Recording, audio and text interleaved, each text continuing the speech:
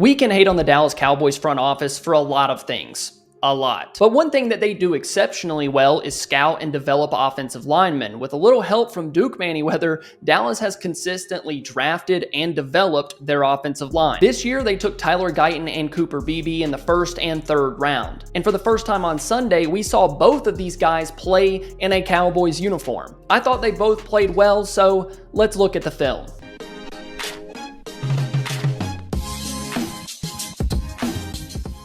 Let's start with a play that I think gets anyone with a heartbeat excited about Tyler Guyton. Guyton was showing off some of that power and athleticism that we talked about, being able to pull, get out in space, and just absolutely crush a defender. He actually took Jalen Cropper with him, but at that point, he's just collateral damage. This is a big dude running at you, and you best believe we're going to be seeing some defenders this year fold a little bit when big number 60 starts pulling on some run plays. And this one's just fun, so let's talk about a pass pro rep. On a majority of the first few reps of the game, Van Valkenburger, number 51, had tried the speed rush numerous times to the outside, swiping the hands, trying to bend the edge on the big left tackle. Needless to say, it didn't really work. But this time, I guess the scheme called for him to slant inside. He does a little crossover move, steps inside, and once again tries to swipe at those hands. And this is where the foot speed of Tyler Guyton and the ability to mirror rushers really shows up.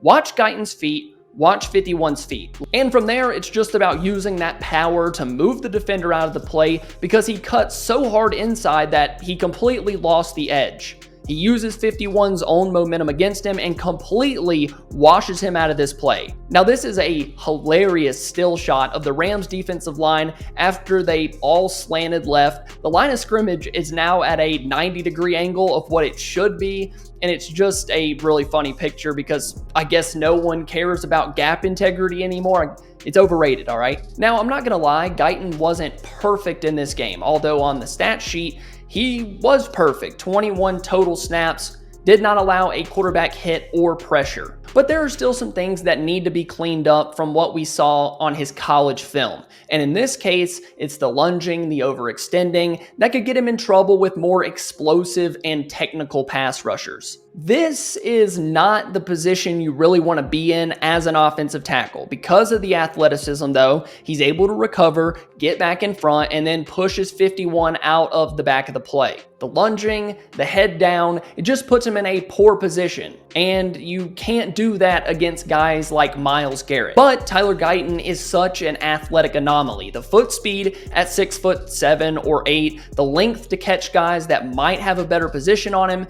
it helps him out a lot. And it's going to help him a lot while he continues to learn the position.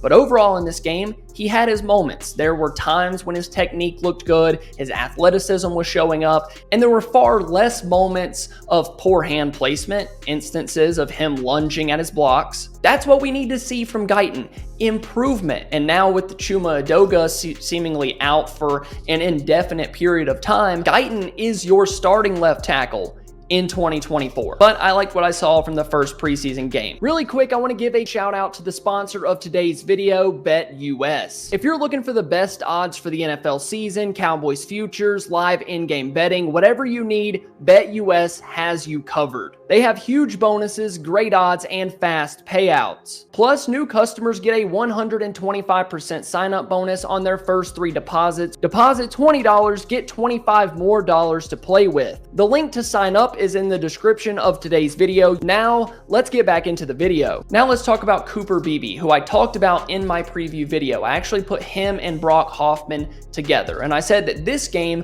could change the center conversation completely. I thought that if Beebe plays well, plays with power, shows consistency snapping the ball, that the coaches would have no other choice but to really consider him in this conversation. And it looks like that came true.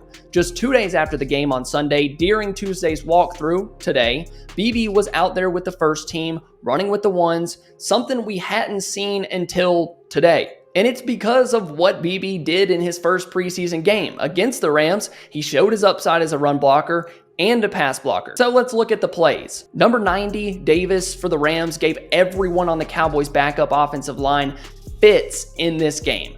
I feel like his name and number was being called on every other play. But for Beebe, wasn't as much of a problem. Watch him get his hands on big number 90, anchor down, and keep the front of the pocket super clean, and lands his throwing out of a really nice space right here. Obviously, aside from the pressure coming off the backside from the left tackle, 90 was giving everyone fits up front. But Beebe obviously has the power, the balance, and the lower half. And here the power shows up in the run game. And I know it's a double team with Awesome Richards right here, but Beebe almost moves the defender back 5 yards just by himself. Right here, it's a run to the right, Beebe's power, and just a little bit of help from Awesome Richards' leg puts the lineman in the turf, and then from there, finish the play by driving him even farther into the turf. And the power that Cooper Beebe has is awesome. This is what we've wanted at the center position ever since Tyler Biadasz has really been here. Not a positional blocker, someone that can actually move people in the run game, keep the front of the pocket clean in passing situations, and Cooper Beebe is the guy to do all of that. It's gonna make the interior of this offensive line so much more dangerous. It's just scarier with Tyler Smith, Cooper Beebe, and Zach Martin on the interior. And you really have no idea how much of a difference that trio is gonna make when all three of them are blowing people off the ball. So you see the power, but you also see the athleticism. Now let's look at Beebe on a running back screen. As soon as he snaps the ball, Beebe is working to the left side of the field, running parallel with the line of scrimmage. He knows the timing of the play. He doesn't need to see the ball. He's already headhunting defenders downfield. And just look how comfortable and athletic he looks moving out in space right here. And then he's gonna lay a huge block, and the power just almost knocks the linebacker off his feet. Unfortunately, the screen didn't work out, but it wasn't because of Beebe. Number 90, who just had a great game against Dallas, chases the play down from behind, but Freeman has some room to work in the open field if 90 does bite harder on this screen. Now, just like Guyton, Beebe wasn't perfect either.